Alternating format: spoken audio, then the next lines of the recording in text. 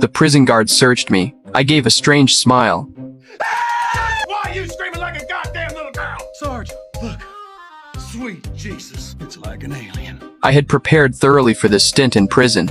I sought advice from a friend. He told me that death in prison was too scary. What was scary was that my delicate fair skin would surely become a plaything for the other inmates. I was terrified, so I immediately signed up for a taekwondo class. But after a week of grueling training, I couldn't even beat a child. The instructor kicked me out. Just then, I met a martial arts master. He could punch through a wall with a single blow. I was stunned and resolved to become his disciple. At 5 in the morning, I was awakened by pig's blood being splashed on me. It was breakfast. My master had prepared for me a piece of raw pig liver. While I trained, my wife would grind up various kinds of raw meat as the master demanded. The master made me drink it. I was very reluctant. But under the master's coercion, I had no choice but to force myself to swallow it. I lay on ice to undergo dual tempering by fire and ice. I was also suspended in the air. The master said this would quickly build my chest muscles. Today's lunch was a live scorpion. I hesitated for just a moment, and the master snatched my lunch away. My wife couldn't bear such brutal training and left me that very night. But when I thought of the prison life that awaited me, I had no choice but to grit my teeth and continue training. My master told me to choose a finger.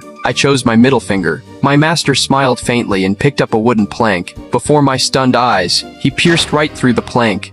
I braced myself, but what greeted me was the sound of my bone snapping. Only then did I realize that martial arts training was never as simple as I had imagined. From that day on, my training became even more intense. 6 months passed in the blink of an eye. I'm making rapid progress. I can knock over a dummy with a single kick and shatter a brick with a single punch. Even during sparring sessions with my master, I was able to land blows on him. When I was finally able to pierce the wooden board with my finger, I earned my master's approval. I went to the Taekwondo dojo to put my skills to the test. The head instructor struck first. I easily blocked his attack and sent him flying with a single kick. When he attacked again, I grabbed his leg and clamped my other hand around his throat.